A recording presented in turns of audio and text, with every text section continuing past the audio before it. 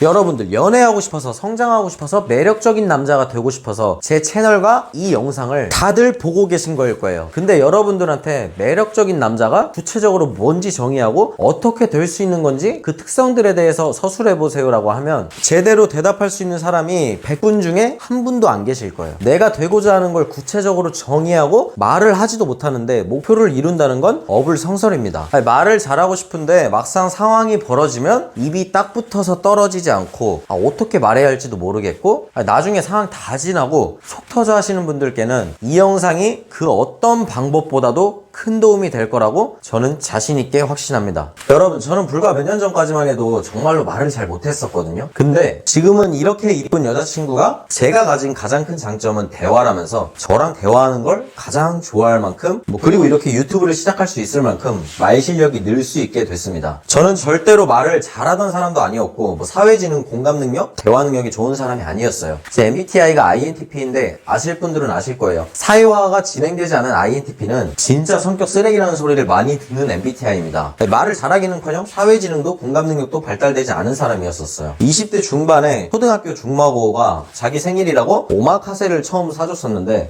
먹고 나서 와, 오늘 너 덕분에 너무 좋은 경험했다 라는 말을 한 게 아니고, 야 근데 나는 이런 10만원짜리 오마카세보다는 2만원짜리 프라 먹는 게 행복도가 훨씬 높은데? 라고 했었는데 나중에 몇 년 뒤 술자리에서 그때 죽방 한 대 꽂고 싶었다고 말하더라고요. 그 정도로 공감 능력과 사회지능이 높지 않았었어요. 이런 예시는 수도 없이 많았습니다. 하지만 지금은 이렇게 사람들이 좋아하는 대화를 할 수 있을 만큼 많은 성장을 할 수 있었는데, 물론 지금도 말을 너무 잘한다 이런 건 아니지만 여자만 보면 말도 못하고 몸을 베베 꼬던 꽈배기에서 이 정도로 입을 트일 수 있게 만든 방법을 소개해 드릴게요. 절대 뻔한 방법이 아닙니다. 대화책을 봐라, 글쓰기를 해라, 스피치를 배워라, 자신감을 가져라, 유머를 키워라 같은 뻔한 얘기가 아니기 때문이에요. 말 잘하는 걸 유전적으로 타고나지 않았다면 이 방법을 무조건 하셔야 좋습니다. 이렇게 머릿속의 사고를 정리하고 말을 잘할 수 있게 되면 여러분들의 연애뿐만 아니라 이 인생의 성공에도 아주 큰 도움이 될 거라고 100% 확신합니다. 그러니까 영상 꼭 끝까지 봐주세요. 먼저 결론적으로 말을 잘하려면 어떤 현상에 대해서 논리정연하게 나만의 정의가 잘 되어 있어야 합니다. 이게 무슨 말인가 하실 텐데, 말을 잘 못하시는 이유는 머릿속에 여러 가지 퍼져 있는 이 지식과 경험들이 논리정연하게 정의되어 있지 않기 때문이에요. 이게 머릿속에 실타래처럼 엉킨 지식이 정의되어 있지 않으니까 입 밖으로 낼 정도로 사고가 정리되어 있지 않다는 뜻이거든요. 현대인들의 가장 고질적인 문제인데, 지식과 정보가 바다처럼 쌓여있는 사회를 살아가면서 하루 종일 글, 책, 영상, 스마트폰, 컴퓨터로 인풋에 해당하는 지식은 계속 때려 넣지만 이를 위한 아웃풋으로 스피치와 글쓰기를 하는 사람은 손에 꼽다 보니 결과가 나오지 않게 되면서 인풋만 과유불급으로 머릿속에 때려 박히게 되고 아웃풋이 되지 않아서 생기는 현상이거든요. 쉽게 말하면 여러분들 뇌가 넘쳐나는 인풋들로 이렇게 엉망진창 되어 있기 때문입니다. 성공한 사람들이 성공하고 싶으면 글이나 일기 같은 걸 쓰라고 하는 얘기가 괜히 있는 게 아니에요. 비슷한 맥락입니다. 간단한 예시로 제 여자친구가 저랑 나눴던 대화 중 좋은 예시에 이런 게 있어요. 남성분들 거의 무조건 듣게 되는 질문이죠. 오빠는 내가 왜 좋아? 저는 이 질문을 받으면 몇 초도 생각하지 않고 바로바로 이 썸녀가 자기도 모르는 자신의 특징을 막 줄줄이 내뱉습니다. 근데 그게 또 그냥 아무성 멘트가 아니고 들어보니 공감도 가고 맞는 것 같으니까 되게 좋아하는 거거든요. 사람은 자기 얘기할 때와 자기 관심사를 얘기할 때 가장 관심이 많고 재밌습니다.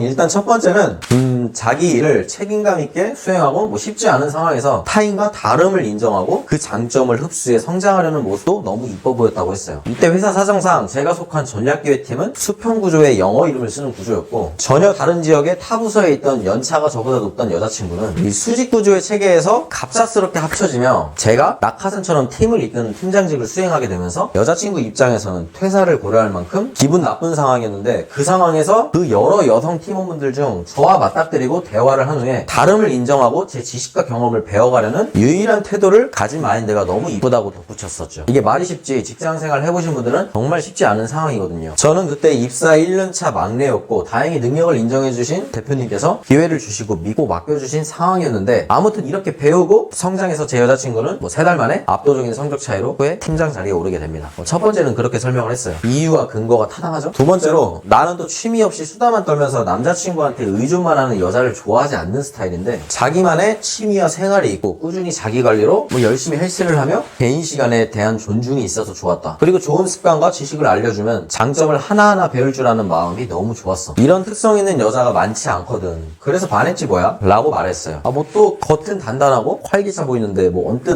이런 요소로 남들은 볼 수 없는 속에 내재된 그 여리디 여린 마음들을 내가 보듬어 줄 생각도 들더라. 그리고 그 활발하고 발랄한 그 분위기 속에 꼭꼭 숨겼지만 나한테는 내재된 그 어두움과 인간적인 아픔들이 보였기에 그런 부분들을 더 알아가고 싶더라. 이 밖에도 수십 가지는 더 말할 수 있는데 그러려면 밤을 새도 모자라. 이런 식으로 그 자신도 모르는 여러 분위기와 특장점을 관찰하고 정의를 내리니까 이런 말을 하는 사람과의 대화에 빠지게 되는 거거든요. 마찬가지로 저는 이 대화를 할 줄 알게 된 이유로 타인들과 남녀노소 구분 없이 미용실에서도 직장인 동료에서도 제 개인 대인관계에서도 이런 경험을 많이 하게 됩니다. 제 그릇 동영상에 나오는 젊고 성공한 제 회사 친구도 저와 이런 대화를 나누는 걸 너무 좋아하고요. 여러분, 저는 처음에도 말했듯이 원래 대화를 잘하는 사람이 절대 아닙니다. 이런 대화 능력도 사회지능도 공감 능력도 다 학습으로 보고 배우고 실천해가며 하나하나 만들어 나간 거예요. 그 꿀팁 중 하나를 오늘 말씀드리는 거고요. 아무튼 여자친구와도 이런 대화들을 썸과 연애 초기에 정말 많이 했고 카톡으로도 전화로도 실제로도 많이 말을 하다 보니 이런 대화를 할 수 있는 사람이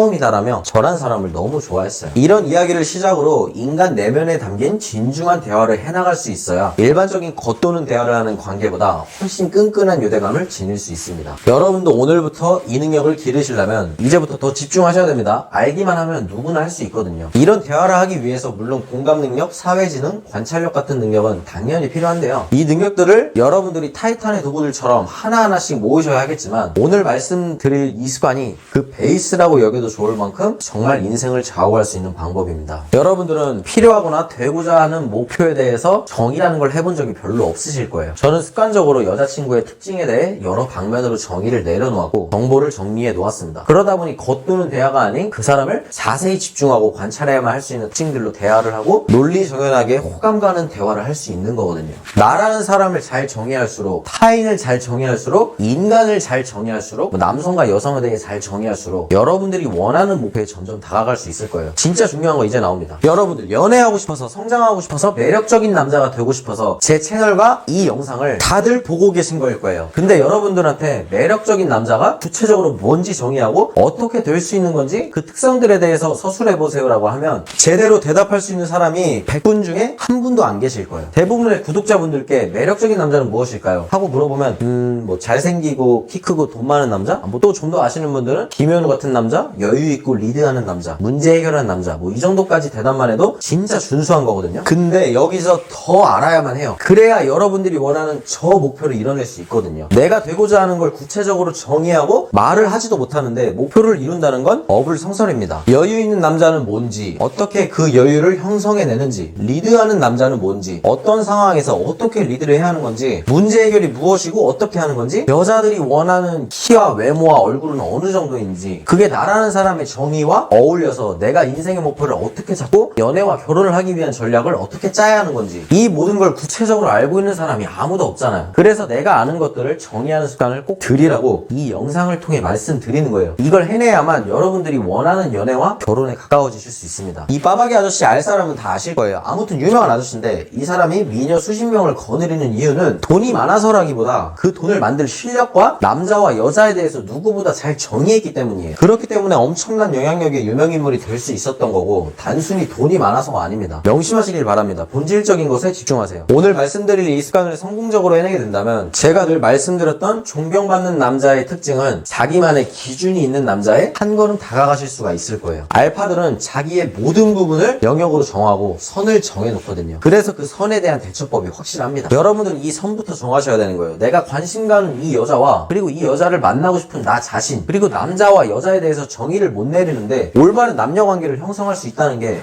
어불성설이라는 걸 사실 꼭 인지하셔야 되고요. 제가 이걸 언제 깨달았냐면 회사 대표님인 스승님께 일을 배울 때 느꼈어요. 본업 말고 따로 지인 회사 대표님께서 강력히 요청을 해서 인하우스 마케팅팀 개념으로 소수의 컨설팅 팀을 꾸려서 메타버스 관련된 아기 유니콘 기업의 온라인 마케팅을 운영할 때 겪었던 일화입니다. 어느 날 스승님이 제게 물었습니다. 코딩을 아이들한테 가르치는 것을 설득할 때 부모님께 강조되어야 할 가장 중요한 우리가 밀고 있는 본질이 뭘까? 저는 창의력이요 라고 답했습니다. 그래, 그럼 그 창의력을 뭐라고 생각하니? 창의력이요?